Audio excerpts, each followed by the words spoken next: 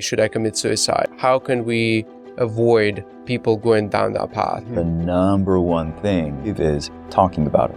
My mother told me that she was suicidal. It's not something that you hear from parents or from successful people in the media. The more that people talk about it and how they navigate out of that dark night of the soul supports other and reminds them like, oh, this person I look up to or this person that seems like they have everything together, they also went through something that I thought only I was experiencing.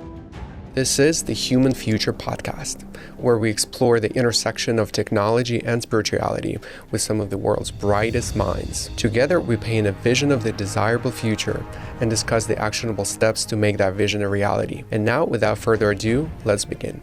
Today, we are joined by Stefan Leon, who is a multidisciplinary artist, personal evolution coach, and entrepreneur.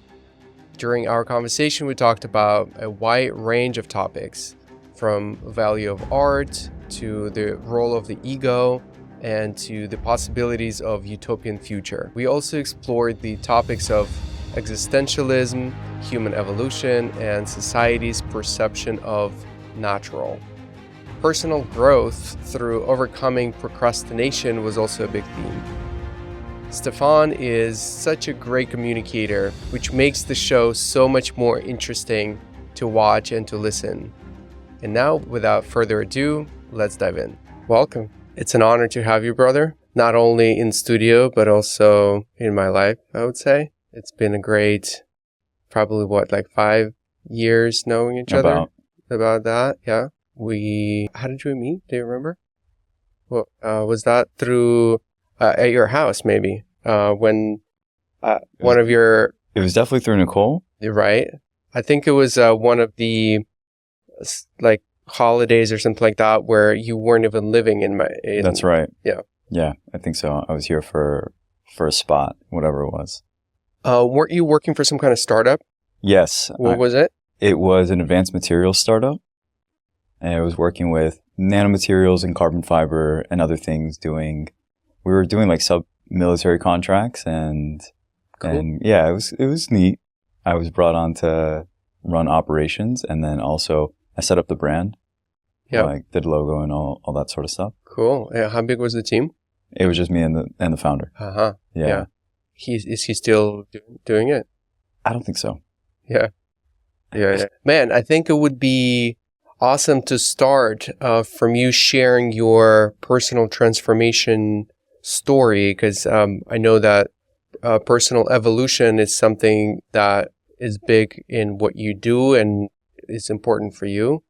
So starting off with you sharing about your personal evolution, going through or overcoming addiction, other challenges, things that you also share publicly online, or started to share online more so than before.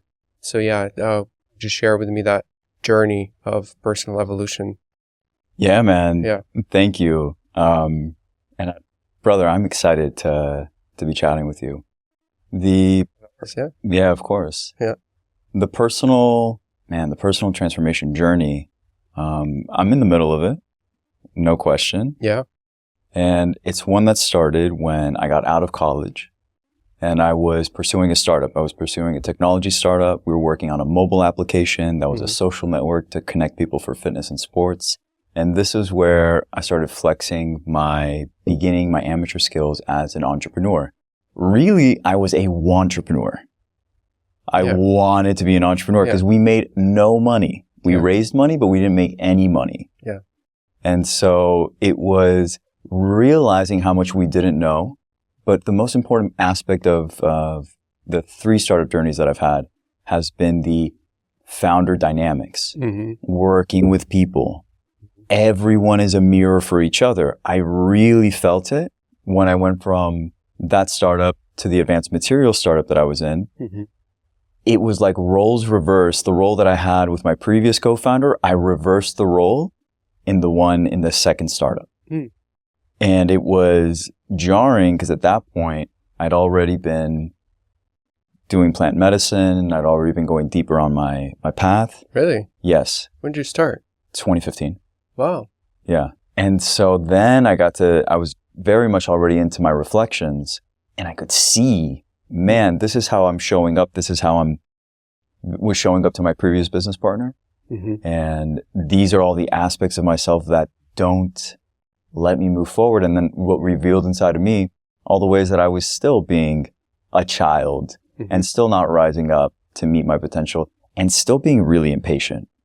Mm-hmm. A lot of the personal transformation journey has just been looking inside and seeing what are the aspects of me to clean up, mainly procrastination, lust, wanting to make money Mm-hmm. rather than actually aligning with purpose or dharma, which has been the biggest contradiction inside of me that has not let me move forward in the way that I've always imagined.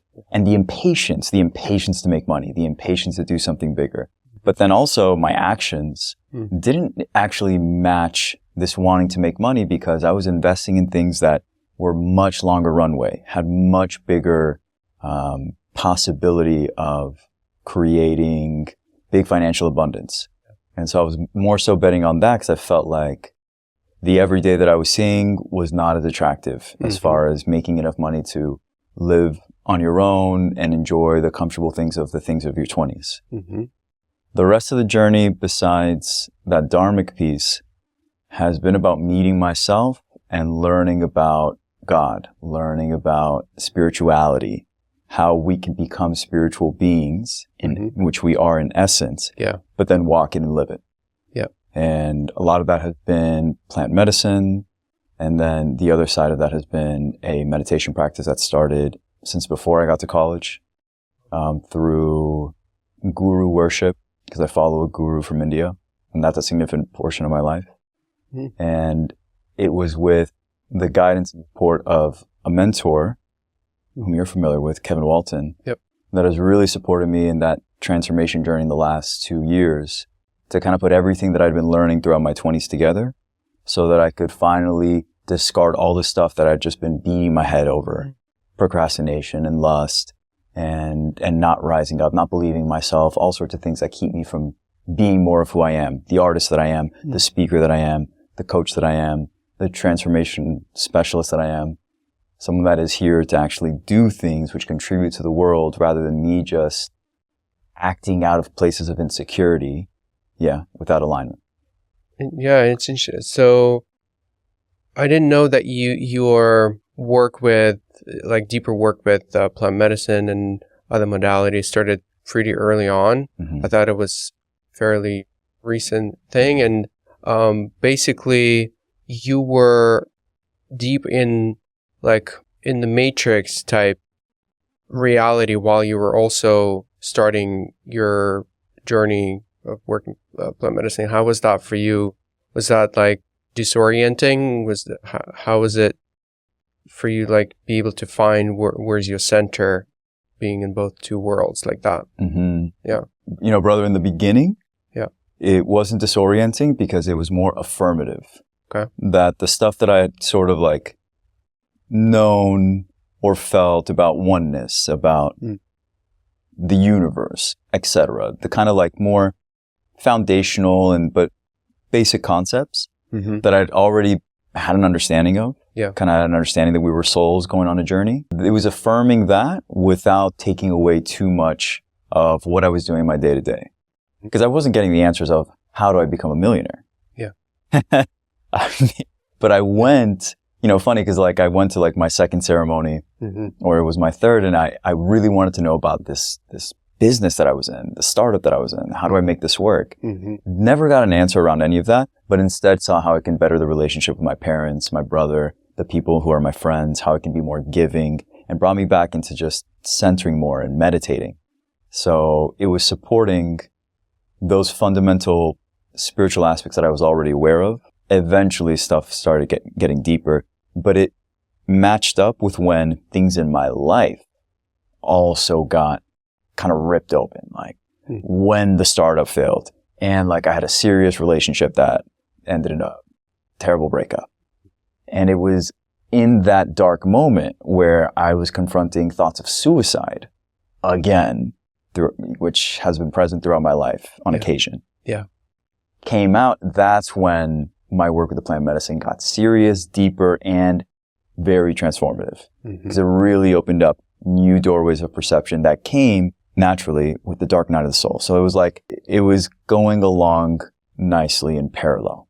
Yeah. Yeah. I'll share a little interesting experience that's related to some of the stuff that you've shared.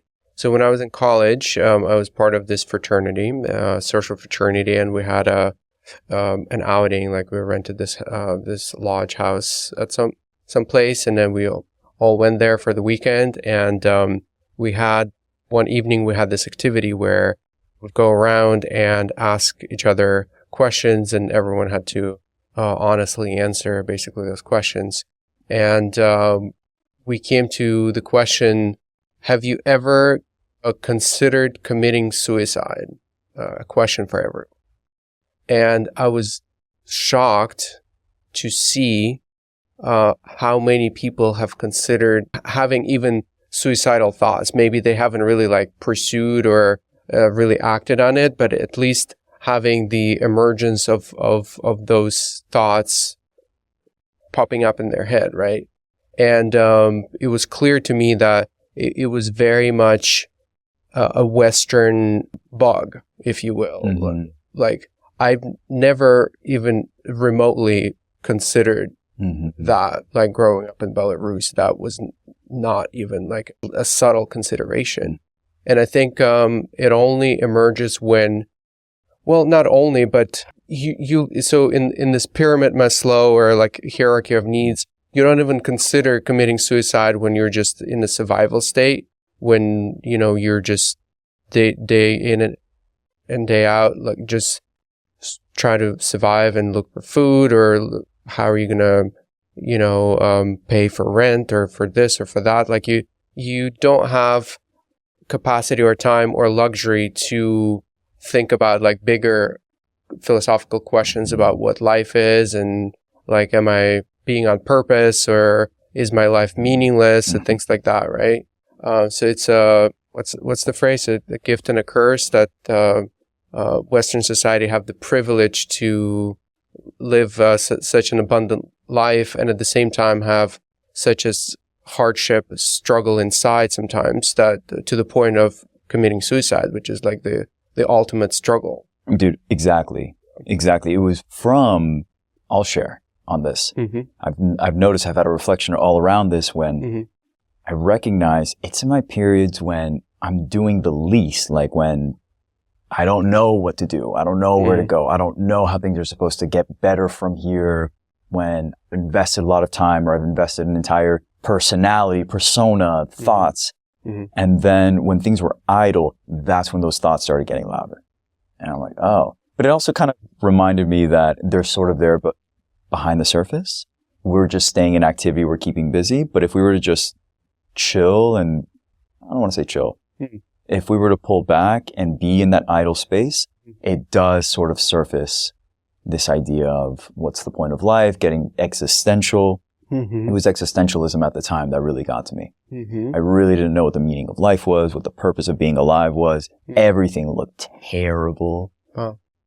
That was my outlook. It was tainted by an identity within me that didn't want to go forward, didn't want to keep exploring the ways that I came here to be human, came here to succeed, excel, achieve, all that stuff. How common is it? I mean, from those who you grew up with, have you ever thought about, have you ever talked about to your friends or other, classmates about this issue? Because I know it's common, but no one really talks about it as much as it's as common as it is. I think it's more common than we think. Yeah. There's different stages. There are people that are actively ideating suicide. Yeah. There's some people that are thinking suicidal thoughts, but they're not getting close to, like at one point I planned a suicide, and that's going farther down the road of committing suicide. And so a lot of people enter the field, like to the spectrum of some level of suicidal ideation, or what would it be like, or what would happen, or who would miss me, and that sort of thing. Yeah. So it's definitely a range. But so I feel like most people have dabbled in the range. Yeah. Most people have definitely gotten to the point of like, what's the meaning of life? Do I have any purpose here? Yeah. Is there any point of me going forward? Yeah. Depends how deep they go in there. You know what I mean? Mm-hmm. But I think most people have gone there they've explored that field. Is that a useful or beneficial space to occupy or to navigate? Like to even have those types of thoughts? Or should we as a society try to find ways how to minimize us staying in those like I would maybe call them destructive patterns, or like thought patterns. You know, if you're going down the road of should I commit suicide, and then you go deeper into it, I don't think that's the right path from the perspective of a living being. In general, exploring the field of what is life, what is purpose, what is meaning, to have greater understanding, that's useful. In my view, really going down the rabbit hole of, is this the last day? Should I commit suicide? I don't think that we should be, not even that should be promoting it. How can we avoid people going down that path?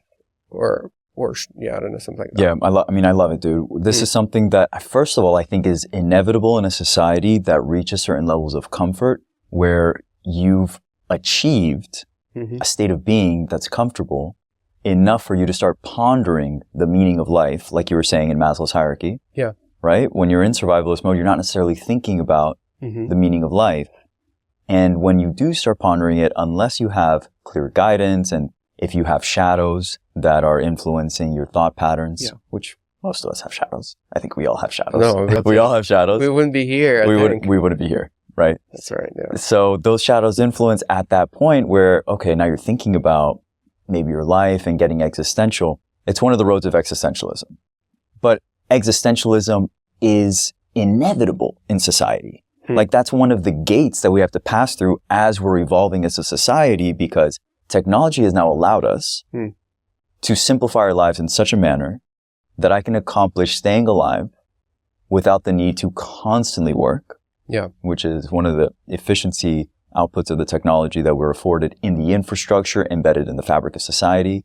So then I can think about who I am. More artists emerge, more bullshit businesses emerge, preoccupations of time. And one of those is preoccupations of mind. Existentialism is a inevitable gate for the human evolution, because it's not like we got to a comfortable place and found ourselves in heaven. We still found most of the world struggling in some way, but not even most of the world, ourselves. Relationships, money, achievement, fulfillment, meaning, significance. Those are things that we get to ponder about when we're at the space where, you know, maybe you are idle for a bit and you're like, okay, well, before I get back in motion, before I just start jumping to the rat race, or I go to the next job, or I just keep going. Because when you're in the flow, you don't necessarily think about it unless all of a sudden shit crashes, right? But when you're not in the flow, you can think twice about getting back in the flow. Like, why am I getting back in the flow in the first place? Yeah. That's one of the things that was happening to me. I'm sure it's something that happens frequently in the Western society that we live in because of what we're talking about. You know, the comforts and stuff. Yes. That's one of the things that I think is present. On the other side, to answer the question, like, you know, not whether or not we should, I think you caught that, what we can do about it to support people who get there. The number one thing I truly believe is talking about it. Yes. Especially successful people. People who are successful, many of them have thought about suicide. My mother told me that she was suicidal when I told her I was thinking about suicide, or that I'd had suicidal thoughts. And that was revelatory, because it's not something that you hear from parents or from successful people in the media, but you also do. The more that people talk about it and how they navigate out of that dark night of the soul or that dark period in life, supports other and reminds them like, oh, this person I look up to, or this person that seems like they have everything together. Yeah. They also went through something that I thought only I was experiencing, or I thought only I was going through. Right. Because people really get laser focused on their experience of life as a singular, unique experience, when almost no experience is unique in its essence to just one human. Almost all of us are doing the same things, going through similar things, right? Would you say then the existentialism and, let's say, suicidal thoughts is an inevitable milestone in evolutionary process, or? Without a question. You think so, right? Yeah. In the evolutionary process of beings that forgot their eternal source. If you are someone who has a question about your real identity, and I mean specifically your identity in God, your identity in source, that is an inevitable gate. So I think for humanity, especially because we're all still coming back to the understanding, or waking up to the understanding, that we never left our source. We're not separate from the eternal source of life, of creation. That's here. That's right here within us. That's everywhere around us. That's everything we see. Without that understanding, no question, this could be your millionth lifetime. You get to your millionth lifetime and something inside of you is itching and saying, what's the point of this? Because something in you is so old. Yeah. So old. Yeah. But going through the distorted lens of an ego, thinks of this lifetime encapsulating a feeling that you're carrying from millennia, potentially, to then come to that sort of feeling of like, what's the point? Who am I? Is there any meaning to this? Because I don't like the way that things are going to turn out, basically, because it seems like whoever's in charge is going to crash the ship again. Yeah. Yeah. Because I could also see how that could be viewed in a different way where, let's say, going back to the suicidal thought, could be as a mind virus or as a culture virus that is, taking over. And we should really figure out what's the source of it and try to mitigate it. And also that the virus doesn't have to be there, or to evolve, you don't have to get the virus. 1,000%. 1,000%. Yeah. I mean, a lot of people will choose to. I think that shadow is pervasive throughout the world, and we pass it on to our kids, and it's in society. But agreed, you don't have to. I read a book, I'm trying to remember, I feel like it was one of Malcolm Gladwell's books. And if I'm not mistaken, The Tipping Point, where he spoke about a society, it was a Malaysian society, or like Taiwan, or in a place where kids, like 18-year-olds, were committing suicide. They had like the highest suicide rate of men under 25. And it was becoming a cultural thing, like a cultural stamp. Yeah. Like in a sense of martyrdom. And it can infect the culture, and people can see that as a way to create significance in their lives. Right. Yeah, I see, going down to the definition of what the virus is, I think it comes down to it creates, it promotes, or how would you say it? It's something has a relationship with degrading the amount of life. So it's almost like, yes, it's serving its own purpose, but it's basically doing some killing, and that's what viruses do, kind of thing. They harm the living organism, living being, and yes, the virus itself is a living being, but it almost going against natural for example, cancerous cells. I would put them in the similar category. It's like some kind of a mutation that is there for us to become stronger and better, but it's pulling the other direction. Brother, it's a set of thoughts that correspond to an identity, and that identity corresponds to beliefs that we hold in our subconscious about ourselves and about life. Because ultimately, without getting into the territory of clinical mental illnesses, yeah, which obviously have their own complications significantly, in what we're talking about, there's an identity present in people who are, ideating suicide that thinks ending one's life is the way to achieve one's goals. mm-hmm. This is a desirable outcome in some way, because maybe by committing suicide, you relieve pressure, you relieve an anxiety, you relieve fear. Maybe it's about living life. For me, a big one is about living life to the fullest. Mm-hmm. And there's an identity that says, this is a better route for us. And this means that if I'm not getting attention here, or things aren't working out here, it means something about me, which reaffirms why there's no point to this life. There's no point to me living this life. Things like that. So it's a collection of ideas that belong to an identity that we're hosting, we give life to every time we engage with that identity. So when we don't catch the thinking, Mm-hmm. which isn't us, it's not our true essence. Sure. It continues to basically have strength inside of our mind, because it's all mental creations. Yeah, I'm reading this book. It's called Life 3.0. It's talking about like the AI and evolution and those things. But what caught my attention, and I've heard it before, but it didn't really land for me.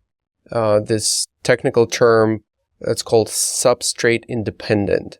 What it means is you can run, let's say, computation, or you can have memory, those things that computers do. You can do all of those things independent of the substrate, meaning the medium that those things are running on. Right now, they're using silicon.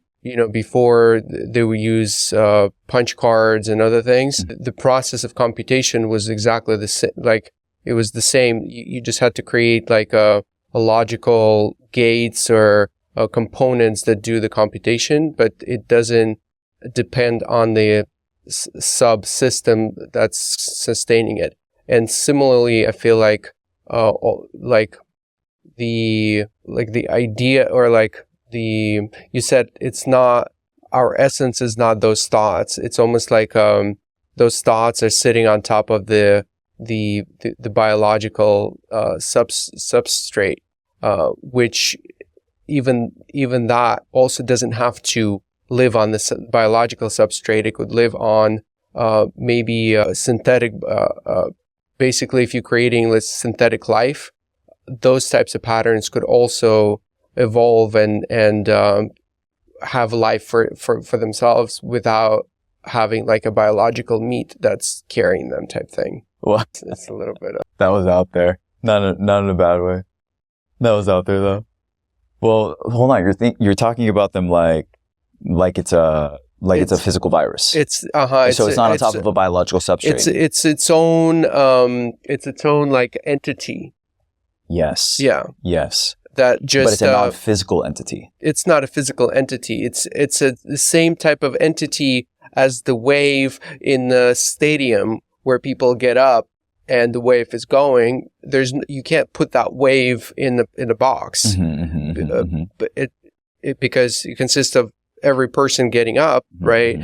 The wave itself is a thing that's moving, and so something like that. It's its own evolving thing that has its own pattern of behavior and properties and things like that, and it just happens to live on top of people's like awareness.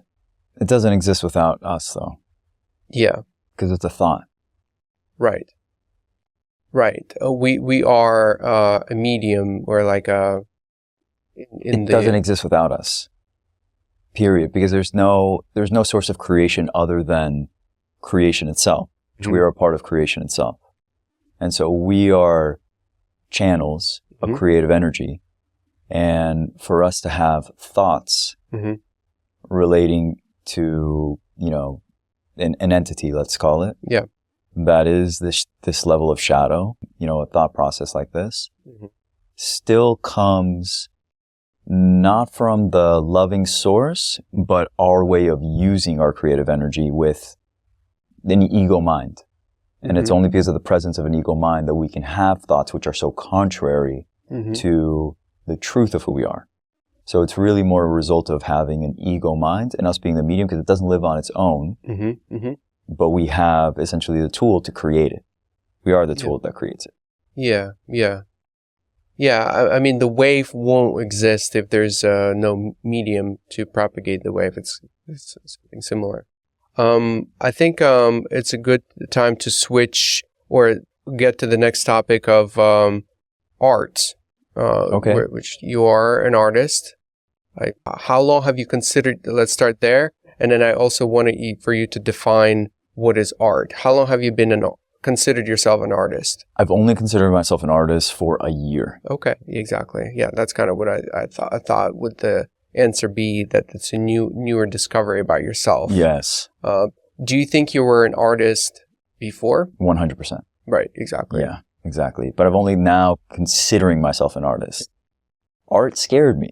Okay. And not only that, I thought art is fun, art is cool, but art doesn't pay the bills. Yeah. Art doesn't make money. And I really have been focused in my life about making money, making big money, not small money, making big money, which is why I wanted startups. I wanted Silicon Valley. I wanted a successful exit. I wanted a fat Series A round, legit. I wanted to do the whole thing. I was listening to angel investing podcasts. I was looking up VCs and reading, at some point Hacker News and all this stuff, right? Because I got infected. Speaking of a virus, man. Yeah. Oh my God. Yeah. How about the virus? Yeah. That is all around humanity. All around humanity. Yeah. Where people want to make absurd amounts of money, more than other people, in a sense. Yeah. For the wrong reasons. For the wrong reasons. Right. It's not because it's going to bring change and contribution and fulfillment to your life and to the lives of others. We say that. Brother, we say it. I would say it. I would say what I'm here for is to contribute to the world, etc. Not lying. Yeah. Because it's not a lie. Yeah. But it's not transparent. Yeah. Because my stronger intention was do this thing, but so that I can get paid. Yeah. I think it is lying though, to yourself first. Yeah. Yeah. You lie to yourself first. Yeah. I mean, the epitome of this, which I have no shame in sharing, is that I was in an MLM, which they had great products. I was in an MLM and I sold myself on how good I was doing for other people. One, by attempting to get them into the MLM, which failed miserably, by the way. It was so out of alignment that things never lined up for me, like very little success in that, even though I really gave it my all at one point. Yeah. It lasted less than a year, thank God. But that was a perfect example of me still lying to myself about why I was doing what I was doing. Yes. Is it really to help people? Is it really because I'm so passionate about supplementation or at one point sports and fitness or the advanced materials that could revolutionize technology? Whatever. Yeah. Those are things that, that whole thing is a virus. But you know what's tricky is the fact that there's a big subset of people who are lying to themselves in a very similar way, and they're succeeding. For sure. So why is that true? Like, why does that happen? Like, if you were lying to yourself, maybe you weren't lying enough to yourself. Is that what it is? That you weren't there's some part of you inside knew that this is not right and it was pulling you the other direction. And that's why maybe you didn't manifest it in the financial abundance, doing something that's, misaligned in that case. For me, 100%. Yeah. Let's say 99%. There's another aspect there that I still wasn't rising up to the level of discipline that any of the endeavors needed. There's a lot of things that I recognize looking back in different endeavors where I still wasn't stepping up, wasn't sharing, wasn't posting, asking for support, all sorts of stuff that were coming from insecurities. Yeah. Right? But also, I would always feel uncomfortable at some point, given enough time, that I wasn't doing soul purpose stuff, that I was lying about why I was there and putting off what my soul has been asking for. Yeah. My soul is really loud inside of me, inside of my body. Mm-hmm. And throughout all the endeavors, I remember like a specific time in 2017. And from there on, there was like a shift, and I could really feel where I was struggling to stay on top of shit that I did not care about. Mm-hmm. That I just did not care. And so my motivation would wane because I would try to beef it up, like pump myself up with motivation to get stuff done and be more disciplined. And I did not actually care. Right. Yeah. Yeah. Man, yeah. When I left corporate, I was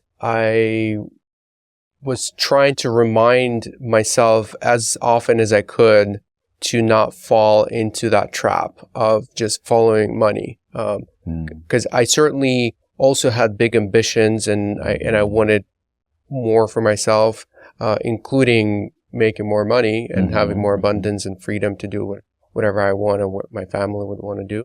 And I also knew that just pursuing financial abundance is not it. It's not the path that I should find myself ever on, right? And there were certainly moments where I would drift in that direction. And I feel like it still happens once in a while where if there's an opportunity to make more money, it's almost like it makes you a little drunk. You fall into it, and then after some time, after centering yourself, you become aware and sober again. It's not bad. There's literally nothing wrong with it per se, even though it has led to basically the destruction of social fabric and everything in the world. What is not wrong exactly? Can you point the what you said that is not wrong? Getting rich, I agree, but what having the desire to make money, or making money like a very important goal for oneself, and being successful at it. Right. We're all on different paths. The whole topic is very complex because money is just energy. Yes. And everyone has a different relationship to it. But more importantly, we all have different karma with it too, meaning like our fate with money is somewhat set up for the game at birth. You're either born into, riches or poverty or middle class. You have a certain relationship because of your parents. You have a certain relationship because of your environment. Money either flows to you really well or it doesn't, generally. And then we have the piece that we play because money is allowed to flow to us the entire world, abundantly, if we are in alignment with ourselves, with that flow of money, and what that money can represent and teach us about our soul's journey.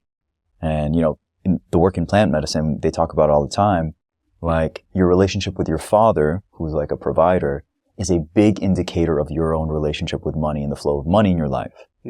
And usually when people look, there's some sort of relationship there that could use some work, or it can be supported better if there is conflict, if there is something there that didn't work out, or isn't in harmony. So it's super complicated because behind reality as we see it, we're playing a game. All souls are playing a game with each other, which is why we put on the mask of I'm this person, you're Kirill, I'm Stefan. I have a mother and a father, and they put on their roles and their mask, and we're all here together with. And it's just one entity playing. Totally. So we're setting ourselves up in the game, and money's such an important aspect of the game in this variation of life. Yeah, when I was referring to, sometimes I would like almost get drunk, I was referring more into opportunities to make money where the intention of other parties weren't aligned. It was only for the sake of making money that I would spend my energy into, but I always try to find opportunities where my heart is in the right place and I am involved in generating more income. I think that's super important because there's so many different opportunities to make money, and I think if you fall into the trap of it's all about what type of energy that you want to immerse yourself in. You could be rich and very dark. It be in the very dark energy. No doubt. Yeah. And I feel like money has the ability to remove friction of you flowing into one energy or the other energy. Like it just gives you that, opens that door. Like, oh, you want this type? Like, here, I'll give you a lot of money. You're selling your soul for it. Mm-hmm. And money's oxygen in this lifetime. Yeah, money's oxygen too. You literally can't live without money. Exactly. In this lifetime. Yeah. Let's go back to art. So artist for a year, and then now you discovered that you've been an artist since you were born, type thing. So what is art? How would you define art? What is art? I think art is like a primordial essence of the soul. Like if we look around us at creation, life itself is so beautifully artistic. Creation is art.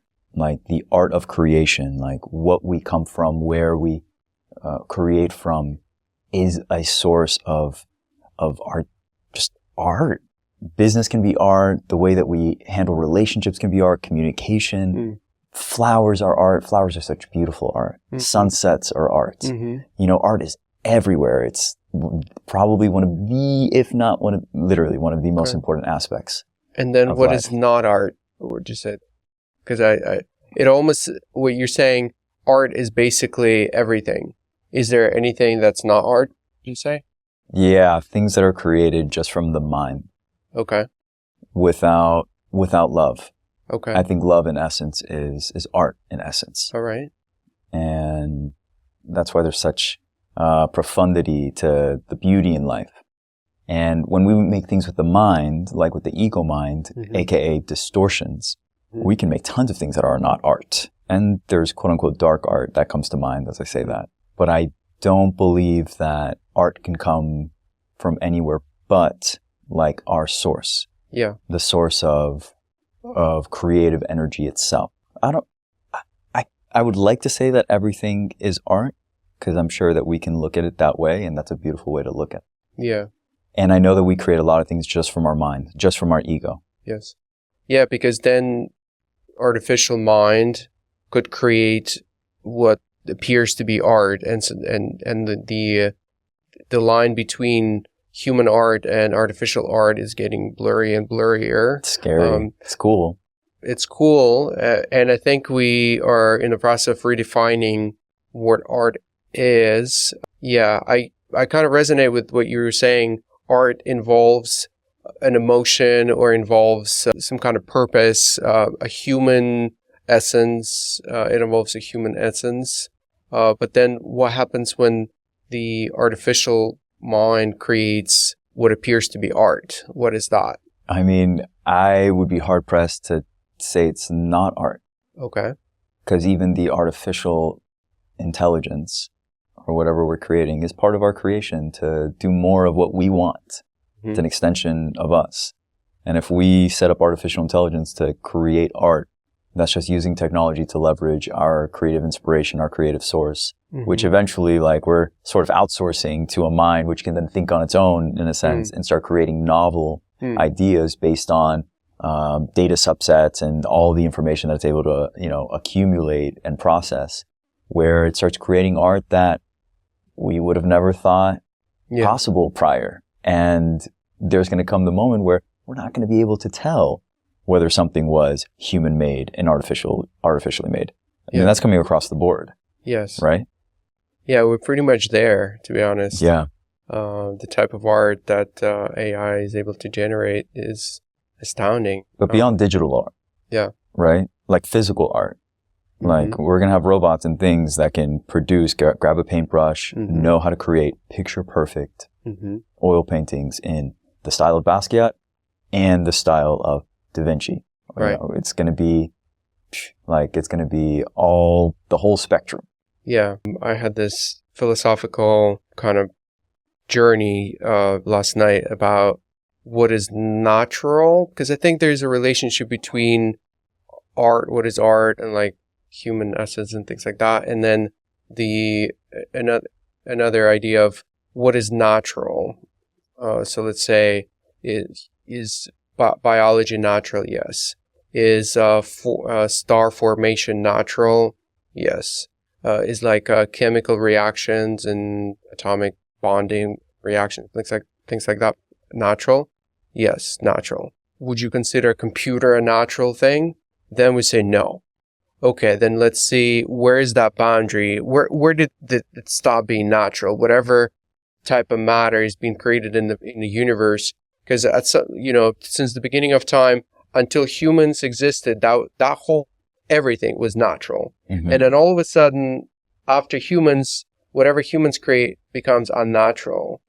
That to me is a little confusing. Like, how come is that? Like, that's just, maybe that's our definition of the word natural.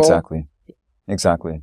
Yeah, I think it is the definition, like the way that we're describing meaning to the things that we are creating as natural versus unnatural. Because at some level, it's very natural for us to create technology that then is all synthetic, and that we create synthetic things because we're explorers.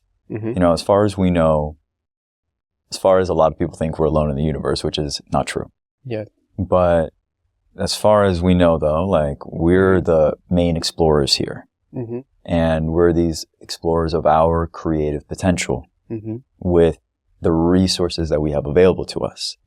So is it not natural for us to understand and figure out how to use a resource like silicone to then create technology that changes everything, or semiconductors, right? And look at our phones. Is the phone not a natural creation? Ultimately, yes, if the creation is natural. And then are the things that it creates unnatural? I think there's a case to be made that when technology itself is the creative source, then we're looking at something that is synthetic, especially when we made up plastic, with like petroleum and weird chemicals. That's not a natural creation. Okay. It's natural that we made it because we're explorers. Yeah. But then ultimately, I think there's a case to be made that that's not natural, like that we don't need plastic. But then look at all the stuff that we use with plastic. It's awesome. But then you can make it's a very, it's just there's no right answer. It's a philosophical kind of like riddle. So I see evolutionary process basically is a process of matter reorganizing itself in different ways. So starting from all of the primitive elements cooking in the sun, inside of a star or something like that, and then exploding and creating the planets, and planets now creating biology, and so in biology, there's a novel way of organizing. What are the most primitive elements? The hydrogen, all of carbon, all of those elements. They are organizing themselves in a very novel, new way that never existed in the past. We can say something similar to creating plastic. That's just a novel way of organizing matter. Yeah. And the way it organized itself, it's also a novel way. There were some creatures existing on some planet, and they figured out how to create a very strange process of extraction and all of that. So you could all see it as just a process, it's not the same way how it creates new ways to organize matter, basically. Yeah. It's same with creating computers. It's the same idea. And it's not like we're creating anything outside of the universe. We're not going to an inorganic universe, bringing something back in. Yeah, exactly. So it's the same materials. We're just reorganizing them in a different way. Yeah. I think it's just the word natural is just useful to have a distinction, anything that's maybe pre-human, that's all natural, and then post-human, whatever humans create, that's becomes artificial, basically. Yeah, it can be for a level of distinction. Yeah, which is useful. Right. Yeah, it's useful to have distinction in our language, be precise with our language. So, but it is the meaning that we ascribe to it. It's useful, and also if you just falling into those definitions, then you are putting yourself as anything. I think that there is that creates a conflict between technology and spirituality, by the way, because now we say, oh, anything that humans created is unnatural, and we should prevent that from developing because we're going all natural path, right? But in fact, it's all the same process. We just, that definition actually created the separation. I hear that. Yeah. Yeah, so we have to be careful with the way that we ascribe meaning to, because there's a value judgment on whether natural is better or worse in certain circumstances, right? So it's really the value judgment that brings us into trouble based on the ascribed meaning that we have to the different distinctions. Right, and I wonder if there's a better way of describing, so you don't create that separation instead of like using natural, because that's what in most people's minds, like the common understanding of the word natural is that distinction of human and pre-human, whatever nature was doing or whatever universe was doing pre-humans or something like that. It's a one process. I see it totally, there was no even like a fence anywhere. There's no boundary of any kind. It's just a very fluid, smooth process. Nothing has stopped being natural. I mean, basically. Yeah. Yeah, it's all a very, like the whole, from the beginning, at least as we know it, like beginning of times, from the Big Bang all the way now, it's been a natural process. That's how I see it. Yeah, well, the root of natural is nature. The root of natural is nature, but I don't think formation of stars is nature. How is that not nature, bro? Oh, is it nature? That's the nature of the universe. Okay. That's like the forest of the universe. Maybe it's my lack of distinctions in English language, because in Russian, nature is almost like just everything that's green, basically. Right. It's not. Anything that evolves is basically nature. It's part of nature. I would say everything that is organic in the universe is part of nature. Organic in the universe. Okay. What about the moon? Organic. Yeah. What is organic again? I believe the origin of that is like springing naturally from the source, potentially. Springing naturally from the source. Okay. And the source in the example of a moon is a star, like some kind of star. Right. It's all star matter. It's all stardust. I mean, then again, everything else that was created after has the same source. So it's all natural. Things are for sure all natural, apparently, after this conversation. But then, to answer the question for, people, right? Yes. It's about the distinction. So that when we can use language so that we can be distinct about, hey, this is organic. Like, what do we mean when we mean organic? Especially that matters with food. Right? But then when we mean synthetic, so that we know like, oh, this might have certain properties that, like something that I like to think of is that we play God all the time. We play God with GMOs. We play God with our food. We play God with the soil. We play God with organic things, right? Yes. We make them quote unquote non-organic. We have a rudimentary understanding of chemistry at the level that chemistry can go to. Just in comparison. So I like to think generally when we play around with nature, we haven't considered everything. Yes. And so for me, like making distinction between natural and synthetic is to remind ourselves that whatever is synthetic there, we added our touch, but not in full consideration of everything, where nature is in full consideration of everything. Great. I like that. So basically the way I see it, what is natural is a process that went through iterations of evolution and made a bunch of mistakes, and now this is the best version of it. Like basically that's how nature evolved. What mistakes? I mean, maybe not mistakes, but what are they called? Forgot the word. So basically like permutations, or the way, like almost like randomness.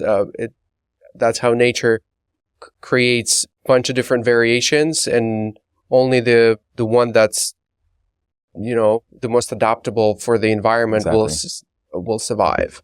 And maybe that's what we're doing now with technology and any human created thing, we're testing it against the environment and the things that we should put them in a category of natural, or like, see what I'm saying? Yeah. Fascinating. This is a fast exploration of the subject. Because I keep forgetting the word. When you commented on, it's a mistake. It's not a mistake. It's a natural unfolding. Yeah. Anyway, yeah. So basically, I see everything is meant to be. So like they say, we shouldn't use this technology, or social media is ripping apart the fabric of society, or those things. I think it's in the process of creating a stable form. Yeah, exactly.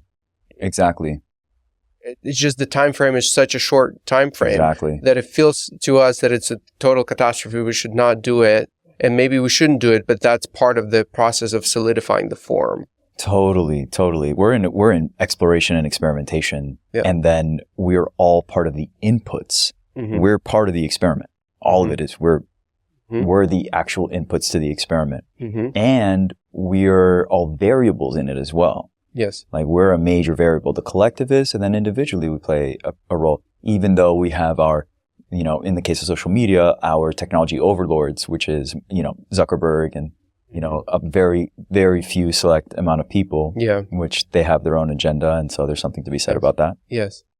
But we are looking for the stable form of this technology that we found that can connect us through the digital medium that allows us to transmit messages, communication, whatever, that essence that we want to move between people, which are really ideas between our minds to someone else's mind. That is what the representation of the social media platforms, what technology really is. Yes. In essence, we are able to transmit. Yes. And now with new tools, with new capabilities, that allows us to find new ways to better transmit, hopefully. Yes. The ideas that are in our mind, right? Yes. And where technology is about, one of the things technology is about is helping us translate the ideas from our mind to physical reality. Yes. And also create more unity. And more unity is the next stage of evolution, the way I see it. The most evolved humans in the future are the most unified. 100%. The same way how our body has all of the cells unified. They're 100%. All on the same page. 100%. And now we have this new organism that's a super organism. Yes. And that's what we're creating now. Yes. We're just babies. We haven't really figured out how. When you said, we're not really accounting for all of the every variable. We just haven't discovered all of the variables. We're poking and seeing what works, what doesn't. We're creating subsystems, smaller little, sandbox little systems. And then once we solidify the form for each one and say, this works every time, 100% of the time, we give the input and it gives a very predictable output. Now you can put that system in a collection of other systems and create so for example, even the analogy of internet protocol, TCP/IP. Sure. It has error rates, it's sending waves through fiber optics or whatever. It's accounting for error rate, and you're still able. So there's a bunch of errors that happens in the process, but the protocol basically is designed in such a way to account for those errors and send you the file exactly in the form that it was meant to send. Like you sending a song, and on the other end, somebody receives exactly the same song. It sounds exactly the same, perfectly the same, right? So there are systems that humans already in a technological sense have built that act very predictably, and now we can rely on them, and they become the foundation for a greater, systems that we're building. And so the unification process, social media, we just haven't. So in the example of the TCP/IP protocol, the sending traffic, that's as a solidified form of a subsystem that we're using to to connect more humans. And then social media is sitting on top of it. They just haven't found this solid state yet. It's still, because there's a lot more variables. Every human is like playing a role in like how to form that thing. Mm-hmm. Yeah. Yeah. And complex systems, for them to work, have to be built on simpler systems that already run. Mm-hmm. Right? So when we're building new systems that are adding to the complexity, they can only work or be sustainable when the systems underneath it are already functioning. Yes. Yeah. They have to. Yeah. Yeah. Exactly. Yeah. Humans wouldn't be possible, or any living organisms wouldn't be possible if the chemical bonding and structures weren't stable. Like they weren't acting in a predictable, stable way. Yes. It's kind of like that. Yes. Which is a microcosm of the macrocosm, because just as it's tiny within our bodies, we're tiny in the scale of the universe. And the universe is also moving in ways which are like an entire organism. Yes. You know, if you really zoom out and you're able to see it, which is why I love looking at the universe, or studying, like looking at like Hubble telescope photos and that sort of thing. Totally, man. Yeah. It totally supports our understanding that we are a microcosm of the macrocosm. Mm-hmm. That there are so many things which are relatable on different scales when we allow ourselves to see them. Something slipping my mind, but there was such a good example of this. I don't know if it was us speaking about it, but there are a lot of examples, like let's say retina of your eye is very similar to like a supernova or something like that. Mm-hmm. Or like how the brain neuron network looks like, and like the whole universe connection of like matter looks like. So those images, just going back to that, really supports our better understanding of ourselves and life itself as this natural playground or organic. What's kind of fascinating is to recognize that humans are able to see extremely small things and extremely large things. And then the how would you call it? Like the scale relative to a human body, both ways is the same. Yes. The human is basically right in the middle of how deep we can go into like the atomic scale and the cosmic scale. It's interesting that we just happen to be right in the middle of how the smallest thing of the universe and the largest things of the universe. Humans are like right in the middle of it. Humans are the center of the universe. Basically, it just supports that idea. Exactly. But it's that I've never really spoken about like the stable form idea. This actually makes a lot of sense. Basically, seeing it as being true, now the question is, how do we find the stable form of everything that's there? Like, I mean, dude, it's inspiring the thought right now that we're looking for the stable form of living. Yeah, of exactly. Society. Yep. Exactly. Because when we get to the place, the only place that is going to be stable is perfect unification.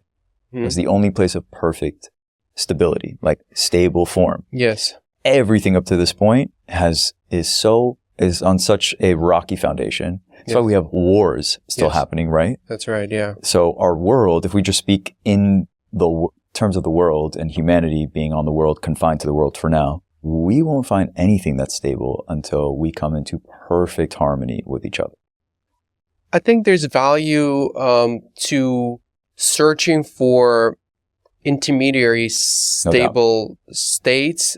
Let's say, like countries formed, like they created some stability within them. We're still separated on the world scale, but we've practiced, or let's say, how to create a village in the smallest society, starting from maybe stability within yourself. Exactly. And then growing bigger and bigger and bigger. So I think throughout the evolutionary process, there are waves of new reorganization, like the matter gets reorganized into distinct new stable forms. Actually, what comes to mind is, I'm sure you've seen an example where they would play a certain frequency and the sand or something would vibrate. So depending on the frequency, you would find a new stable form, a new stable shape of it. So I think it's kind of like that. with the evolution and with the increasing maybe of some kind of frequency, we're jumping from one stable form to the next. I love that. Yeah, brother, that's a good one. Yeah, and I mean, ultimately, at least for human beings, I do see us forming a super organism where everyone is united. So I don't know, because that state is very distinct from any like intermediary like steps to it. So I don't know if brother, what comes to mind when you say that is technically we're already we're united at our source, and we're just coming back to the realization of that so that we can live from there. But there is no reality, no truth, to our separation. It is our present reality in the way that we've ascribed meaning. Eventually, when we see things, this comes back to the previous conversation, when we see someone outside of ourselves, it is a distinction, not a separation, a distinction that here I am too, not here I am and here they are. Then it becomes, because one of them is separation, one of them is distinction. So we're really, all of that gets solved, I think, when we can really fully integrate that we have not at any point actually separated, either from our source, from each other, from nature, from the planet, which is why people get so upset about, let's just call it like it is, assholes ruining the planet, because they think that they're separate. And people that don't want to support improving the environment or the climate think they're somehow separate from the world when we are part and parcel with everything. Yeah.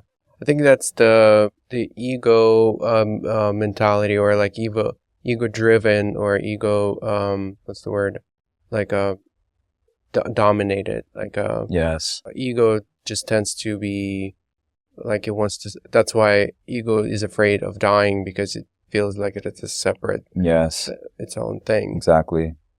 Dude, ego, I love this.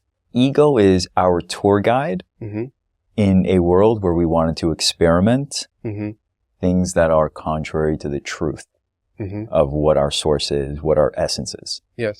It's like, hey, think about this. Like, hey God, I want to go experiment what it's like to not be an unlimited being and not be in harmony with everything. It's like, I got just the guy. I know you don't know about this, but I know the guy that does. You're going to drive a car, but you're going to get in a car with the ego. He's going to drive.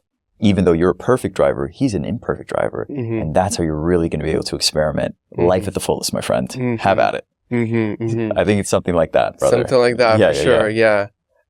And it's basically allowing you to experience life instead of in a waveform where everything is just part of the happening. Everything's like a soup of patterns.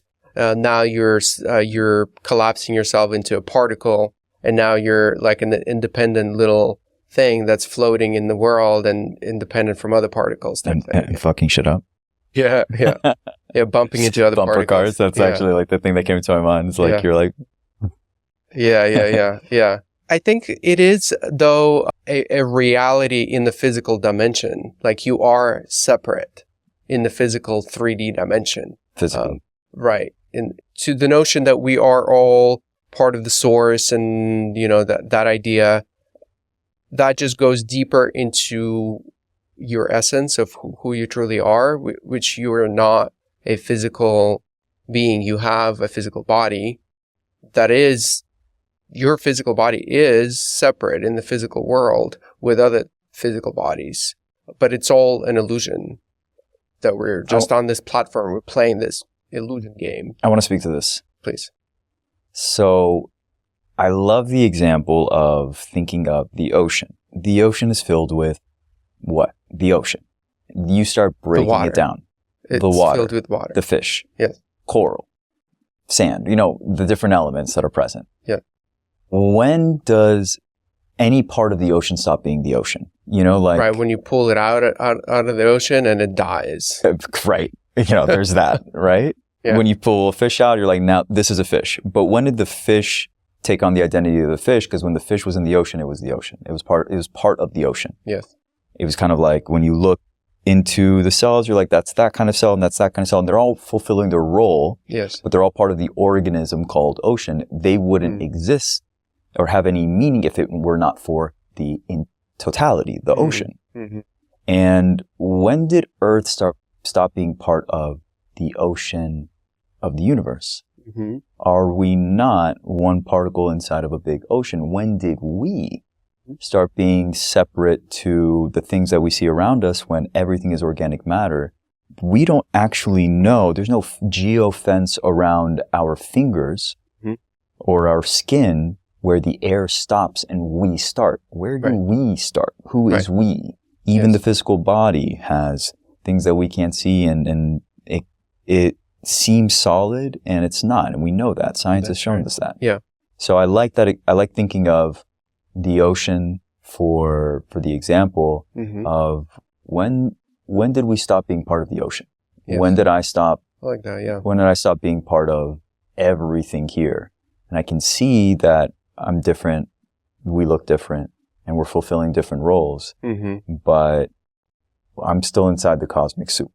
Yes. So as far as I'm concerned, that meaning derives itself from being part of the whole. Yes. But I am not a whole with other wholes that are walking around in their wholeness. Yes. We are all part of it. Yes. I think this separation came from, or originated from a usefulness of some sort of like you being separate and being aware that of yourself gave you an advantage of navigating in this dimension, this 3D world. I mean, it's the law of reality. Yes. Yeah. This physical separation. Right. Our perception of that. Somewhere in that game, we got lost and we just basically thought of everything as just ego. Like your ego is the separate thing and the whole world everything is separate. I don't think we got lost in the game. I think we're playing it. Okay. I think that is the game. Getting lost, quote unquote. I think that sets up the game. Because then there's something to be found. And that thing that we're looking for is us. Yeah. Would you say then there's a relationship between future us that's reflecting on the past? So from my understanding, like we are evolving into a non-physical beings that will become a source maybe again, or maybe that's the place where we become a source. And now we're on the journey there. Basically, okay, you want to speak to that? Is there a question though? Basically what I'm saying, when you're saying this is the game, this is how it was set, I don't think us, like, or evolved non-physical beings are from the past. They're from the future. They are a more evolved species of intelligence in a way. Only within time. Because there's no real, we're experiencing it as real, but there's not actual past and future. There really is, that's what they speak to the power of now and all that. Yes. That technically is the only time that exists. I think that when everything is over, we blink our eyes and we're back where we started. Yeah, something like that. Yeah, I hear what you're saying about, eventually if we were to follow a linear thought of evolution, then we discard our bodies because we no longer need them. And then we're this like etheric, energetic being. Yes. Right? Yes. Which we would have to already exist as that for that to be true. Right? Exactly. And that's most likely true. Yes. I agree. Yeah. I would like to touch on the 2150 Oh my God, topic. I love it. I mean, we're heading there. Yeah, exactly. This is the most important thing ever. Yeah. This is the discovery of humanity. And bro, this is one of the greatest discoveries. Thank you so much to a very dear friend who put me onto it. 2150 is the most significant text, one of the most significant texts that I have ever read, that you and I have read, and a few of my close friends. Oh, somebody else read and you've spoken to people about it? Do I know anyone of them? Probably. So. Yeah, because I would love to get a group of supporters of that type of vision, those who are really inspired by that type of future. Yes. We need more people like that. Yes. Would you like to frame we we can do the spoiler alert for those who haven't read the book. And I don't know, man. We got to keep some things. Yeah. We got to keep some things for. Do you want to frame what is it about? Like why is it so exciting, or it's so inspiring, or something like that? Man. I'm kidding about not spoiling. Like, we can spoil it, obviously. Yeah. Dude, 2150. The book is 2150 AD by Thea Alexander, written in the 70s. And we read the second version. There's only 2 editions that came out, to my understanding. And it follows a really charming narrative of a man that goes to sleep and wakes up in another time time period 2150, because the book also took place in that timeline in the 70s. And he wakes up and he went to a world that is evolved, totally evolved. Mm-hmm. Everything in unity and harmony. Mm-hmm. Everything that we were talking about. Mm-hmm. A stable system. One that was in full understanding of the spiritual and human experience. Full understanding of our past lives and our future lives and the eternal moment. But the most beautiful part about it is, to me, it is a place where the soul has finally been liberated from the cycle of birth and death. Because you get to be born and then you choose when you die, when you have finished all the things that you were there to work on. And I like to think that one of the real reasons that I believe 2150 exists is because, I drink ayahuasca and you can process a lot of your past life stuff. Yes. But the well is endless. Yes. You could spend your entire life drinking ayahuasca and it's not enough to quote unquote clean up if that was the way to become quote unquote liberated in the sense of nirvana, the way yogis talk about it. Mm-hmm. So I don't think that that's the way. Mm-hmm. But I do like the idea, or it makes sense to me, the idea that we can go to a place where we no longer have birth and death, or we have birth, but we choose our death, and we can process. We have basically infinite amount of time to process all of the garbage from our lives, what it meant to us, like what was that journey, like it's the big debrief of all of our human incarnations, is going to a place where everything is perfect, where you figured out how to have what the book calls macro contact, which is the version, like a version of sex essentially, that includes connecting with source and feeling the orgasmic nature that high yogis speak about is the state of nirvana when you're connected with source, where you have an orgasm at every single cell in your body all at once. It's that level of pleasure that high yogis talk about, which is what 2150 references as macro contact, in these beautiful, harmonious, romantic, delicious relations. Because I'm such a romantic dude. You are. This is why this book calls to me so much. Yeah. I know, I love the romance stuff so much. 2150 ultimately is a romance novel. Like, that's what I grabbed from it. Yeah. Because he's following the love of his soul. Yeah. Across, like, that is what creates the bridge for him to be able to travel in the 70s timeline to the 2150 timeline, is the soul connection he has with what is in that time considered one of their highest evolved beings.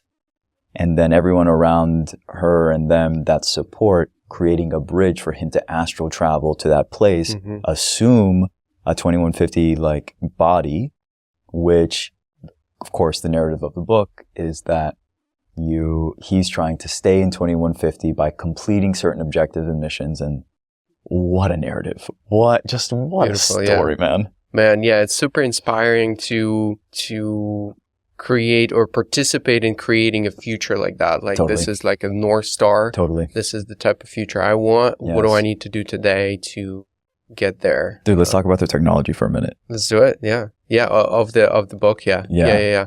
Like of the... What were some things that stood out to you? I mean, the Reverend AI type voice that's basically... Central intelligence that's creating this peaceful and perfectly balanced environment where everything is in harmony. Yeah. Everything's perfect. Yeah. Essentially. Yeah. And I think, man, the complexity of human behavior and culture and all of those things, we cannot, even if the brightest minds come together, we cannot create a system that create a full harmony. We have to create a system that would create a system, Exactly. something like that. Exactly. That takes advantage of the power, the computational power in order to support that. Because we're going to offload our thinking to artificial intelligence the moment we can. We already do. Yes. But think of Tony Stark. You know, it's a cartoon example, right? Like Iron Man. But the way that he asked Jarvis for, hey, help do these computations, help me with this so that we can put together this Iron Man suit and do everything in his life, sort of thing. Not everything. Is what we're all dreaming, you know, like big minds are dreaming of. They want to be able to offload complexity that is in consideration of data sets, historical data, future, all those things in order to come to a high probable decision where, you know, at some level, there's a level of atrophy that's going to happen to our personal faculties if we don't exercise them and we just offload them to artificial intelligence.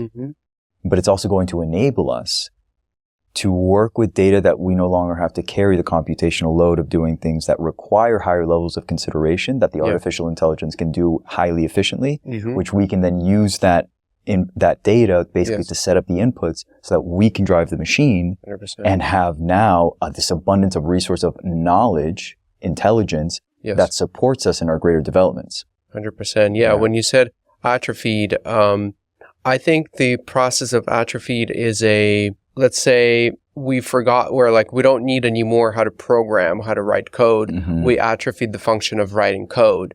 But I think it was just an intermediary function that we learn how to do. And it's not like innate, like our, natural thing. Yes. The danger is when we don't know what it's doing at all.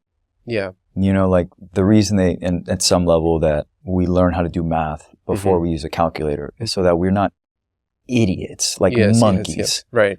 Using a calculator. Fully reliant. Yeah. So if that system falls apart or fails, we don't just disappear because we can't function anymore. Yes. We can still have a fallback system to rely on. Yes.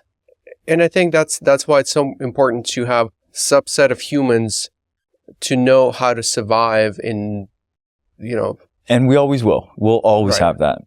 Kind of like we have Library of Alexandria, like we'll have like human councils of people that know how to survive because they're not going to sign up for the artificial intelligence anyways.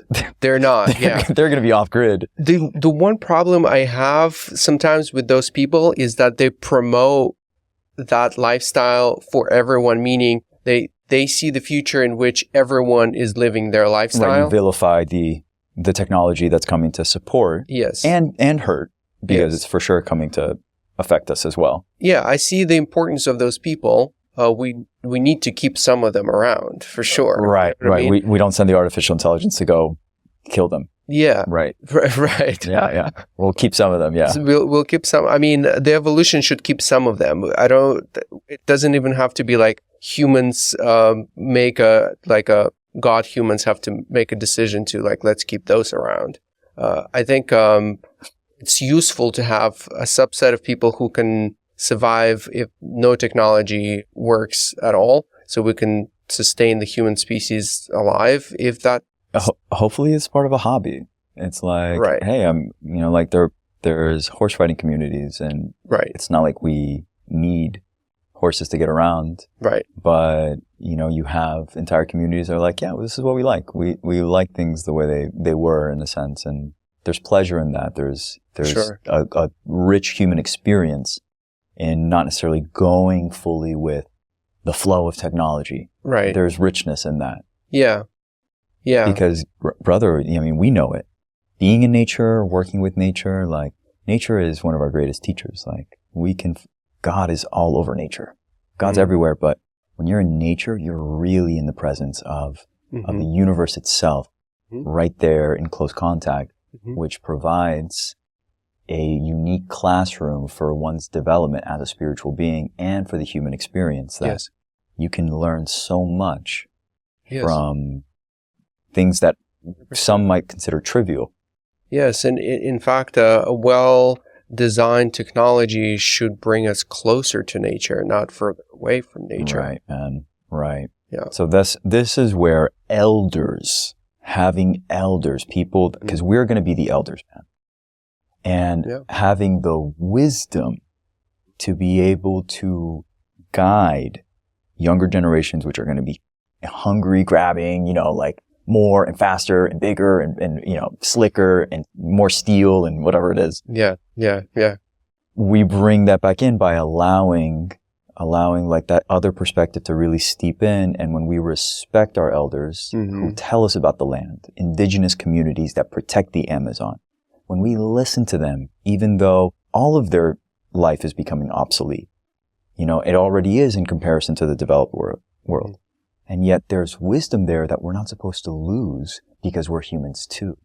And it's part of the whole. And so that's why it's never just about leaving it behind because it's less efficient. That's a limited perspective, right? So I agree that the technology will support us in getting quote unquote closer to nature. Or at least it should. I don't know if it will, like, maybe there will be moments, and I feel like we are in one now, where oftentimes technology does not support this idea, and it should. It really should. Sure. But only if we set the intention to do it, because right now our technology overlords don't care if we never spend another day in nature unless it's to take a photo. Exactly. Yeah. I think bringing awareness, and this is part of this effort, right? Yes. To bring the awareness bring those conversations into the surface for those who are designing those systems to think about the natural. Bro, the thing that comes to mind is life is comprehensive. It's, and that too is a really important saying that we can have in our repertoire. Life is that too. So as technology burgeons and blossoms, we integrate it, but we don't let go of the other stuff. We allow the other stuff to be part of it, and we expand in our capacity to understand the comprehensive nature of life. The humans that we want in charge are ones that understand the comprehensive nature of life, understand the human aspect, the importance of technology, understand geopolitics, understand society, understand basically any subject that you can bring to the table so that you can have at least some foundational opinion maybe based on some first principles in order to drive a conversation forward that is inclusive and in consideration of the all and how things are affected. What are some other actionable steps that we can take apart from talking about it, which is one of the most important one, is to bring awareness to just discussing it and putting it out there? What else do you think is useful to do? A few things, brother. I don't know how much talking about it makes a difference.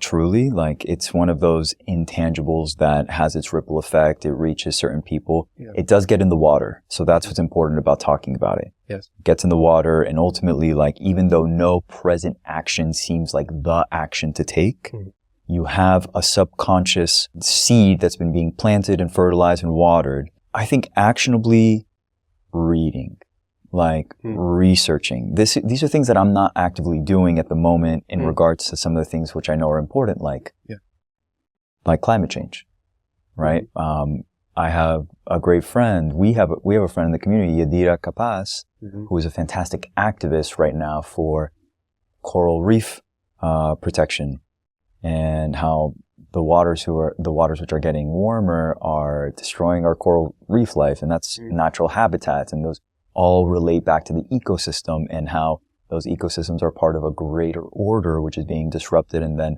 to start taking away natural resources and affecting, wildlife populations and things which ultimately come back to us. Right? What we're doing with like fishing, right now, one of the most horrible things that's happening in the ocean is the overfishing problem, scraping the bottom of the sea. Watching documentaries is a really good thing to become informed. The one I'm thinking of, the names escaped me it was terrible about the ocean. About overfishing and how we're living in a world that is, I'll come back to, we'll put it in the show notes. We're living in a world that is being very unconscious because of greed and losing our moral footing on subjects that matter. So I think whenever there is, like, the call to action is not care about everything, care, yes, in theory. Pick. Find something that calls to you, learn more about it, so that by the end of your lifetime, you've been able to form an opinion and move the needle at least somewhat. And at least 3 to 5 issues that matter. Like for me, a big one is child trafficking, as you know. That's me going deep in something that I know we can make a difference on, but not if we stay asleep to it. So talking about it is one thing. Actually doing a little bit more research, watching a documentary, supporting an organization that's actually fighting. And so then you research organization, you say, where can I put my money as far as like the resources I'm going to start donating or donate with, which is a tax break ultimately, so that I can supporting this problem, supporting the solution for this problem. You know, people are passionate about the Amazon and such. Why not incorporate in every single corporation a charitable aspect that supports an organization that the organization itself feels passionate about? Yeah. Why not start with a philanthropic ideal already, so that when we start a business, I donate 10% of my art sales for child trafficking, you know, and it can be any organization. Right now I'm supporting the Child Liberation Foundation. And that's something that I'm going to have my entire life, because I learned about something that matters. And so I'm not the one to go out and do the things, but I am someone that is researching, has learned, and is now actively directing efforts through my money, not just my words, and with what I'm doing with my art as well, to supporting that. So if it's for climate change, if it's for something societal, at some level it could even be political, whatever it is, learn more, or you're just going to be an ignoramus, and you're not going to make a difference at all. So I think the call for everyone is to care a little bit more about something that starts pulling on your heartstrings, where you're like, no, I do care about this. I stopped eating octopus after watching my octopus teacher, because I'm like, oh my God, they're so smart. Yes. And so that's a change, right? Yes. And whatever it is in the world that people can feel passionate about and move the needle on. Yeah. Something like that. Yeah, I think that's a good advice. One other thing that I would add is, although you said, oh, I'm not the one doing the thing, I think doing the thing could be expressed in so many different ways. Okay. And you are doing the thing. And I think that might be even more important. I mean, educating is the step one, educating yourself on different issues and finding the one that resonates with you. And step two, I consider more important, is to bring physical change into the physical reality by doing something here. Right. Either it's creating art or, creating media or doing anything that's actually manifesting in the physical world, that's promoting the change. Right. Also, I mean, you brought it to mind, like if you learn about the oceans, you don't go to the beach and pollute. Exactly. Yeah. So that is the change your behavior. Exactly. Yeah. There's a change in behavior and recognition of the thing that you've learned about. Yeah. That is now in alignment with a greater moral standing that is awakened in you by learning more and recognizing hey, this is out of alignment. Yeah. It basically falls into the same category of doing something physical. Change in behavior is a physical manifestation of this new, something that you're promoting or something you believe in. Yeah. By the way, we are in a full tangent. Yes. From Central Intelligence at 2150. Yes, they are. Yes. Do we want to close the loop on that one? Yeah, I want to close the loop. Yeah. Let's see. Have we discussed all of the elements of that type of reality, or you wanted to add a little bit more description or details about it so people get a little bit more excited, maybe? Hopefully what we've said is already exciting. Yes. Even though they did invent a pill where you can just eat the pill and you weren't hungry and it provided all your nutrients. That to me is a technology that I would love to have right now. Yeah. Also the food that comes from algae. Mm-hmm. It's just algae food, but you can have like a steak or anything that you want to enjoy food, but have it all be like perfect for the body. That's right. And there's also no illness. Right. Like they have perfect like systems for healing. 2150 like opened my mind to a society that sounds great. Sign me up. It's a utopian world. It's a utopian world. Yeah. But, I was looking, this is why I think it's so significant. Mm-hmm. I was looking for, and I think a lot of people are looking for, something other than just being the etheric being, like leaving the body and then being an energy that's just floating around. You're like, it's kind of more fun to be a body. Mm. So like, why would I really give up the human incarnation? And 2150 is a great intermediary where you get to enjoy all the good things, all the pleasures of being in a physical body, right, including like the powers that we don't use, like telekinesis and our psychic abilities and precognition and all sorts of cool stuff, which is fun. Yes. And not having to endure any of tragedies of our existence, which are all created by our ego mind and the thought of separation and not living in harmony, unity, and recognizing the perfection in all things. And limitations of all the limitations. Yeah. So I like the idea of the intermediary before you just evolve to the to the spirit. Yeah. Where you're chilling. Yes. I like that. I like the idea of I do too. Intermediary. I do too. Because most people, they hear spiritual people and they're like, what, you want to leave your body and then what, just be an energy floating in the universe? Right. Whatever, dude. I think it's a lot harder to connect to that type of future where it's so far off that we have no idea of the different benefits, what that could give us. Right. It's a lot easier to connect to this intermediary one that removes all of the bullshit things that life presents us with, and just only be left with the beauty of being alive. The beauty. Right? I suspect, though, that type of society would, some subset of people would be excited about being ethereal. Because from their perspective, they will have more reference what that could be like. Yes. Yeah. And I'm sure, like, we were reading a novel, so it's not like most likely something like 2150 exists. It's not like it's that basic. Right. It's so much more complex. Of course, yeah. So I'm sure that there is a lot of interdimensional activity that is present there. Intricacies where existence, you don't get bored. Right. There's no boredom. That's it. Right? But there's none of this bullshit. Yeah. Yeah, boredom is gone. Like, totally. Even now, like, we have so many ways how to distract ourselves, and I'm sure more evolved beings, know how to not be bored ever. 100%. There's no oversight in the beingness of God. Yeah. Where he's like, oh, I kind of ran out of ideas here. Exactly. I didn't construct a good enough reality to take into account that we're eternal. Right. And now we're bored because we did everything. That's not how I think the game is designed. Okay. And so what do we need to do to make steps towards that type of future? Actionable steps that are relevant maybe in your life and something that you think is doable for people around you.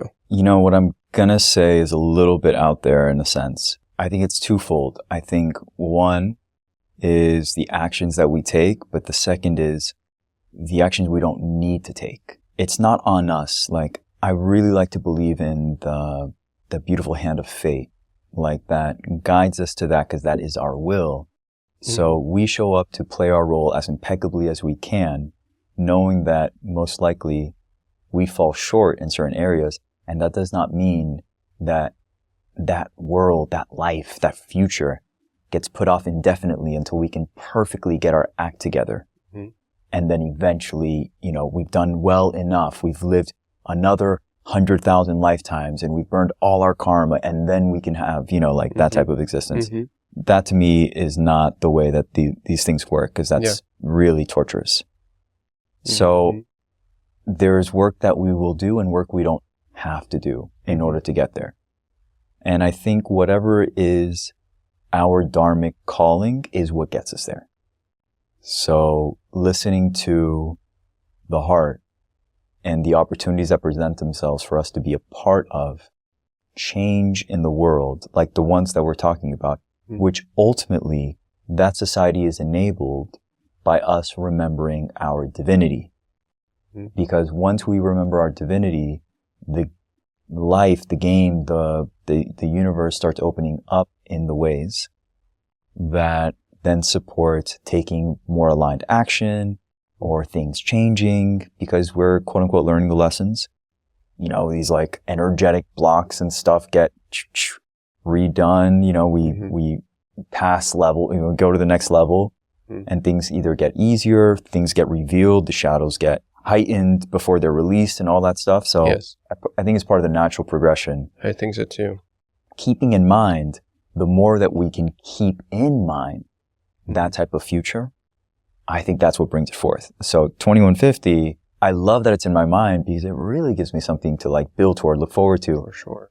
Going back to what I'm saying, which is, yes. I don't know what the actions are supposed to be that get us there. Yeah. But whatever I'm hearing in my heart to do is probably in alignment with whatever I'm going to add to the creation of that future. Because eventually maybe the opportunity, because I'm here to be an investor, no question. Maybe there's an opportunity where someone is working on some next level technology where I get to invest in, or bring a group of people to invest in something that helps support building a 2150 future, either through infrastructure, through education, healing, you know, whatever the modalities are, because we need them all. We need them all. For sure. Does that make sense? Totally. Yeah. Yeah. I think the more people can keep this vision in their minds, the faster we can get there. Yeah. I think that's true, to really have that as a North Star or something similar as a North Star. You will a lot more likely to make every next step in the right direction. Yeah. Even if you don't know what that next step is, whenever a set of circumstances present themselves, you will know where to step. Yes. Because it will be very clear. Hopefully. It's like, oh, it's there. It's that way. Yeah. Yeah. Ideally, because we've shed enough clouds from our mind to see more clearly and that sort of thing. We recognize our inner divinity. Our intuition is stronger. We're in greater access, living in greater capacity. All of that is in alignment. So let's read 2150, everyone. Right? I have the PDF copy. Oh, which I sent to you. That's right. Yeah. I set up a web page on my website. Amazing. So that people can request one from me directly. Amazing. Yeah. Yeah. So That's awesome. We'll drop that link, but it's just stefanleon.com/2150AD. Perfect. Oh, you did that one. Yeah. Amazing. Yeah. That's definitely worth reading and get inspired book that I would recommend to everyone. Exactly. I read it on the iPad. You know, I just uploaded to the iPad 'cause on the phone, that sucks. Yeah, I've read it on that. Do you have the 12 or inch, like, or the smaller one? Yeah, I think it was 11 inches. Yeah, it's so much. I've been really enjoying reading on the bigger iPad. It's so pleasant to have a big screen of text. Your iPad's so nice. Yeah. Oh, yeah, that's right. Yes, it's just you know, like people talk about like, oh, Apple or evil or this or that. I'm sure they have some not so good intents around like profit maximization and like slowing down your iPhone or something like that before the new one gets released or something like that. But the devices that they create are the best, amazing. Like all of my Apple devices, I love them. Like, you know, my iPad, amazing.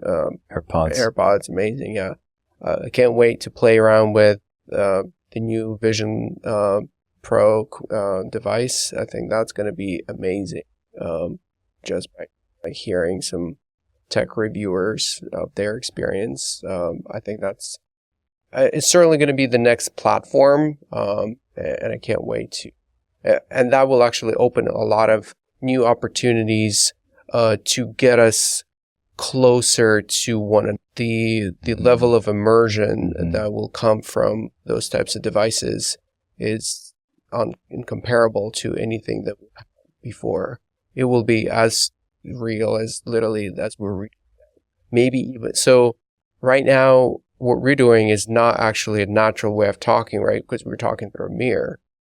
But this is already good enough to approximate the real sitting right next to each other and talking. It's pretty much the same. Right. So that thing will, I would suspect, will have a similar level of presence with another person. Wild. And I have so many, like, not so many, it's a few like instrumental use cases that I would love to either for someone else develop, for me to experience, or for me to lead the effort of developing experiences like that help you increase your awareness around yourself. It's for like, I can share one. Please, example. Yeah. It's cliffhanger if you didn't. Yeah. So I love this experience that doesn't exist yet, but I would love to experience it, where you're wearing, and maybe this is not the version that's coming out. Maybe it's in the future. It's going to be as easy to wear as your AirPods, where you can do yoga in them, for example. They're as lightweight and as non-obstructive as like AirPods, basically. Imagine that we have a version like that, where now you are looking into the mirror and you're seeing yourself as, and maybe it's like an AR thing, augmented reality, where you still see all of your reality. And now there's a mirror in front of you, a big mirror, and then you're sitting on the yoga mat in front of yourself. You're just looking at yourself, right? And now, instead of just only seeing yourself in a perfect version, the exact same way how you would see yourself in the mirror, there's no real visual distinction. You move your arm, it's perfectly moving. There's no lag. There's no like pixelation. It's all crystal clear, and it's like your eyes can't tell the difference. And in addition to that, now you also see other aspects of your physical body. Let's say you're almost seeing your like MRI scan of your body. You see how you're breathing, how your air is penetrating your lungs, or how if you choose so, you can look at your stomach. It will show you all of the internal parts of your body, how they operate. You can also see your energy chakras, and that would be some kind of like an approximation maybe, but it will give you a lot more awareness around, like, sometimes when you ask people, oh, close your eyes and visualize this or visualize that, a lot of people during meditation, they have a hard time visualizing. This is a perfect tool for visualization that will really like help you direct your energy into yourself, into your present self. That last part is definitely interesting, and being able to visualize, like having the aid of your visual eyes with the technology to support like meditation directives, imagine energy circulating, like your chi energy circulating for, specific pranayama, whatever it is that you want to achieve. It could be even within qigong or something like that. Yeah, that'd be neat. Even if it was just a visual effect for a class, I mean, that would be awesome. But it might even support, not even might, it most likely would support actually moving the energy, because we are with our mind asking ourselves to visualize to support moving energy, literally the chi energy throughout, or the prana throughout. I think you can get to the point of approximating that type of energetic fields by measuring other things about your body, your heart rate, and other elements of your body accurately enough to be able to like approximate, or like create a like what's it called? Yeah, like approximation. But yeah, so there are a lot of use cases like that. I mean, another one, I'm just like doing yoga, and instead of, sometimes when I do yoga, I feel a certain muscle getting more activated, and it's with my eyes closed, I exercise my imagination to almost like see it, right? It's not just about feeling it. It's almost like, oh, I see how it's like bending. So imagine you're also, as you're doing yoga, there's maybe a device next to you that's basically scanning you perfectly. It knows exactly what muscle gets activated and what, and it'll show you. So you have a lot more awareness about your body. Like anything that you do, it's you become more aware of yourself. Yeah, I would love an experience for even for myself. It's just a helpful tool for awareness expansion. And that's often how people become maybe spiritual or evolve their consciousness, is through yoga practice, is the practice of expanding your awareness around yourself, around your body. And then it's easy then to extrapolate that expansion of your consciousness outside of just your vessel.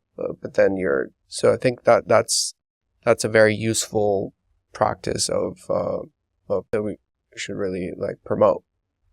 It will get promoted, and especially with that technology. Yeah. Yeah. Any other topics that you think would be important to touch on? Yeah. The thing that's most alive for me right now Mm-hmm. is my work with procrastination, specifically because I am supporting people in masculine embodiment, like that masculine delineation of discipline, getting things done. Mm-hmm.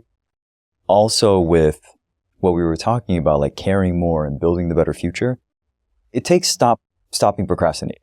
It takes stop talking about it and taking more action, which Yes. we don't do. So it does take, or at least some of us. most of us. Yeah. Yeah, some of us. I mean, Many all people. all of us would benefit from more of Action. discipline for sure. Yeah. But there is a very wide spectrum. Correct. You know Yes. what I mean? Correct. And yeah, exactly. I'm speaking to the people where they're not doing whatever it is. Right. And if it is in the case of watching the documentary and then spending 20 minutes of doing research, one week out of the month to support an entire year of getting better at a certain subject and being able to participate in a conversation that helps move that whole conversation forward is within our ability. It's in our potential. And if we're just scrolling on Instagram as all of our free time, if we're not making it to the gym consistently, whatever the things are, we are stunting our growth, our ability, and our ability to show up and purpose. The work that I do as an artist, and especially around child trafficking, is the epitome of me no longer procrastinating on something that matters to my soul, matters to society, that I have the ability to contribute to. And right now my work around procrastination is to support people doing better in their lives in general, not just for the great work of their life, which eventually you can't not get there by being more embodied in a sense of purpose and action and discipline with that skill alive. But I am doing a great job at supporting people in overcoming the habit of procrastination. First, by understanding what it's really speaking to, which is always speaking to fear. It's always speaking to some fear within. It's speaking to identities which are comfortable. They want their strategy of avoidance to be the dominant strategy that we partake in, which is stunting our growth in general for whatever aspect that's present for you for. Helping that understanding, but then doing embodiment work, and this is what's fun, is doing the work where you solidify, you bring into your brainstem, you get loud, you move your body, you channel energy, you commit to focus and action, accountability, and then are able to achieve more, do more, be more. I'm super fired up about that. This is part of the great work of my life, because my whole freaking life, bro, I have been procrastinating on everything. If there's something due, I do it last minute, period. You know, I think it's the Robinson's Law. How do I forget? Parkinson's Law. Thank you. That work fills the amount of time that one assigns to it. So if you give yourself 3 weeks, it takes you 3 weeks. If you give yourself 3 days, it takes you 3 days. This has been my life. Funny that I'm talking about it. I just procrastinated on something. And I had my reality was showing up to blare at me like, hey, this is your past sneaking back in when I'm already my future. And it's calling in the future embodiment of how we can already act in the manner that we can visualize. I see myself already acting in a more proactive way and living that. So one of the really businesses that I'm most excited about is something that I call the End of Procrastination Summit, which is an in-person event happening in Miami in May. And I have a website up already, endofprocrastination.com, which is going to be a kick-ass event in person. And then obviously there's going to be more supportive events, things virtual, but the in-person work is what I'm most excited about. So for everyone that is wanting to know more about the world and themselves, how they can be more on purpose, wanting to do better and ending the habit of procrastination. I'm working on that specifically to support others, because when we come on in greater access of energy, we can change the whole world. We start focusing our energy better. We start channeling our energy in more 100%, focused and constructive ways. Yep. And our lives change, and the ripple effect changes the entire world. Beautiful. So I'm super passionate about that right now. Amazing. Yeah. One thing that I wanted to ask, have you considered including in the curriculum or in the program basically your ways of interacting with technology? Because oftentimes, those social media platforms have PhDs and really smart people working on how to hack your mind and get your attention. Totally. And if creating some kind of habits and disciplines around your relationship with technology might be very useful. Totally, brother. Yeah. Yeah, that's part of it. That's part of it. Amazing. Yeah, amazing. absolutely. Yeah. I think that's a super important element of a modern person exercising discipline is what's your relationship with technology? 100, bro. My own relationship with Instagram. Yeah. Hello. Mm-hmm. This is a thing for everyone I know, for every single person I know practically that is in a certain age group and is in a certain line of work. Yeah. IG is the time suck of a lifetime, which can drain our entire fucking lives. Yeah. Yeah. If you allow it to, If you allow it to us. Yeah. Yeah. It's being mindful, and we're aware. Yeah. I started scrolling, 30 minutes later, I'm like, I was supposed to do something else. Many of us are aware of it. Yeah. Still engaging with it, and we can have compassion. It's okay. Yeah. It's not all mindless. Yeah. It can be, but a lot of it is constructive. Yeah. And I love seeing my friends on IG with the things that they're sharing for the most part. Yeah. If not, I wouldn't be able to keep up with a lot of people. What I find very useful is having a partner nearby to even not necessarily for Monica, for my wife to say, oh, you've been spending too much time on social media or something like that. That never happens. But just her presence brings me back into the present, and I'm much more aware that I've spent too much time on this device. 100%. Yeah. I mean, maybe not everyone have the luxury of having a partner next to them at all times, but I know that that's very helpful. Or a partner that you're present with, because a lot of partnerships are both of you on Instagram at the same time. Yeah. A lot. Yeah. A lot of. Yeah. Yeah. I don't think it's always bad for both of you to, just the fact that both of you are, let's say, on Instagram at the same time is not bad. Correct. It's for both of you to be on Instagram longer than you would like it to be. Yes. Yeah. I think the difference comes when it's intentional, when it's deliberate versus unconscious. Mm-hmm. That's, I think, the distinction that matters in that case. Because if you're unconsciously spending time when you'd rather consciously spend time in a different way, then you're already not flirting with, you are already out of alignment with your values and how you would actually like the relationship to go. Also because it's generally not going to be that supportive if it's all the time, if it's a recurring thing. And there are better ways to relate to a partner. 100%, yeah. And there's cool ways, you guys, I coached a friend of mine, and he was talking about a morning that him and his girl were together at his apartment, and she was on Instagram, and he got bothered because he wanted her to be present. Mm-hmm. And there's an opportunity to reflect and include yourself in the activity so that it's not an individual activity, or you both do it together and you show each other. There's a moment of inclusion that can be had. Right. And it doesn't always have to be something bad or wrong, etc. It's not about the value judgment. Right. Yeah, I think it's the intention. You could, if your intention is to be present with that person, you could first interact on the level of as you said, sharing something, but then the intention is to bring their attention back into here and now, being with me here. Beautiful. Let me know if there's any ways how people can find you. I mean, you mentioned a few sort of resources for downloading the book or your summit. Any other places that you would like for people to find you? Yeah, my main place online is stefanleon.com. Nice. And all my stuff is there, all my links. But the main links that I'm sharing right now my IG, which is @_Stefan Leon with an F. And then endofprocrastination.com is where you can find the information about the summit.